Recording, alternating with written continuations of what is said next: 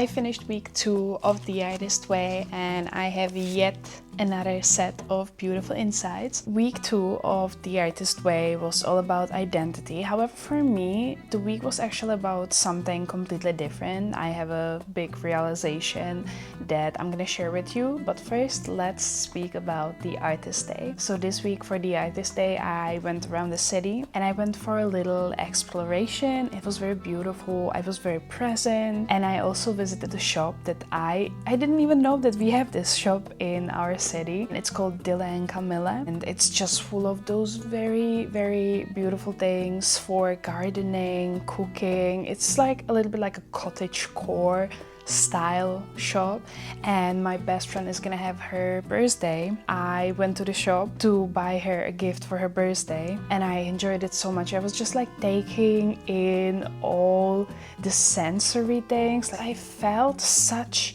an urge to try to do some fermentation, and I figured out that they actually have those glasses that are used for fermentation, and I think that I will be definitely coming back to the shop.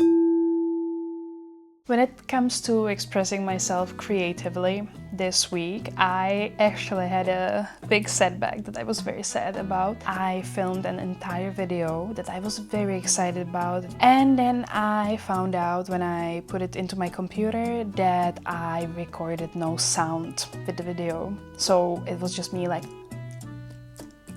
without nothing coming out of my mouth. So I was thinking that I'm gonna refilm the video, but I was just so not in the mood for it. However, I'm still gonna use the script and film the video that I filmed before.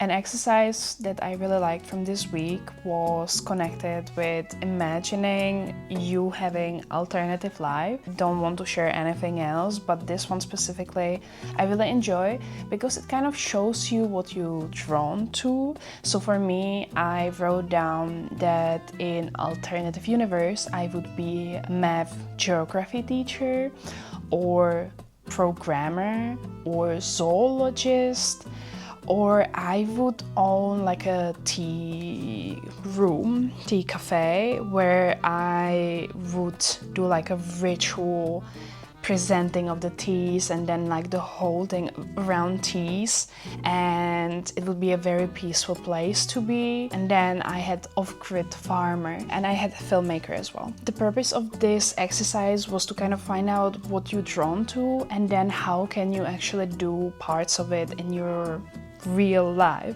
And I'm very glad that I did the exercise because I realized that I am doing a lot of what I would do in my alternative lives in the current one, and I guess that's why I feel quite high level of fulfillment in my life. What was also very interesting because recently I had a conversation with my boyfriend that I would really like to get to know more about tea and coffee, and the tea aspect that I would really like to have like a peaceful tea room where I would be presenting the tea in a very ritual way. It made me thinking that I actually want to really get to know more about tea and all the rituals, where it comes from, the history, and that led me to another thing. So this week I explored that I have a big urge to kind of broaden my knowledge. The reason for it, I think, is because for a long time I was struggling with my mental health a lot, and I was reading a lot of psychological books so I could improve my mental health.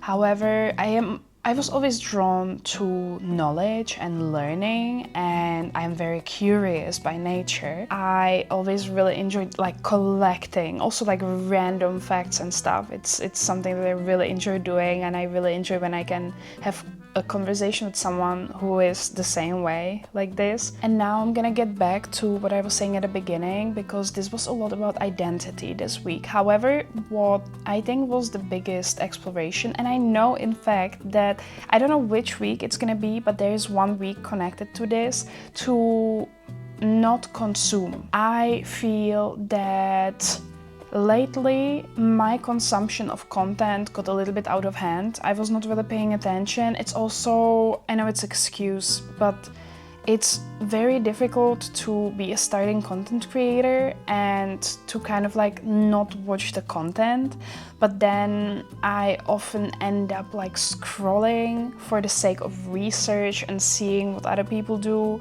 but then it kind of gets out of hand and I spend much more time on social media than I eventually planned. And right now, a lot of my creativity orbits around creating content. However, I want to, and that was also something that I explored this week, I want to play with more creative styles. I also dance a lot and I create content, but I feel like I want to do something physical, like more, I paint, but that's just something like every single now and then. And I think that when I consume quite a lot, I get into the space where I kind of neglect creating on my own. What I also noticed this week was that multiple times I could not fall asleep because I felt very creative and I had a lot of creative ideas, and there was this like mental space that I had all of a sudden.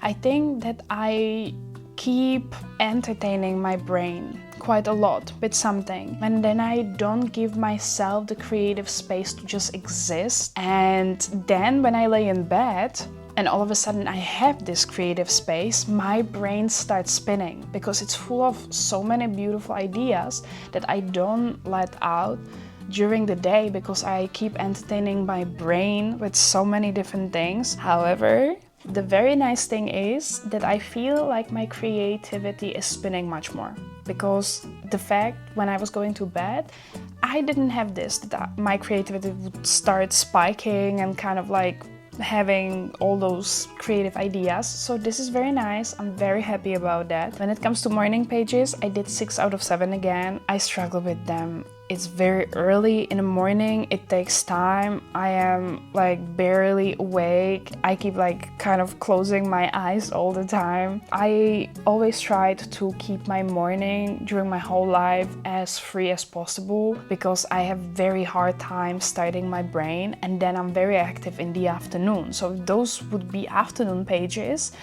I would not be suffering that much. But I guess the idea of it is that your like ego and your critic is not yet started, so you kind of have like more clear slate. But Jesus, the morning is difficult for me. Yeah. And when it comes to exercises, this week I did 2, 3, 6, 7, 8, 9, and 10, which is very nice. I consider that success, 7 out of 10, plus the artist date, plus the morning pages. 2 weeks that are gonna follow, I am gonna connect them into week 3, both weeks, because I'm seeing my family, I'm traveling to see my family, I'm not gonna have that much time. I like this. It's a very good book. However, I did not open the workbook. I bought it, but I did not open it. Jesus, I should. I was too into it and bought all the supplies, and I am using just the book. So I should touch the workbook as well. But yeah, already those exercises, there are so many. I did not expect that there are gonna be so many exercises. But yeah, that will be it for today's video. And I hope you enjoyed it. And if you're on your own journey, what's your progress? What did you find out? How was your week 2? Let me know in the comments below. And if you like this video, give it a like and see you in the next one. Bye!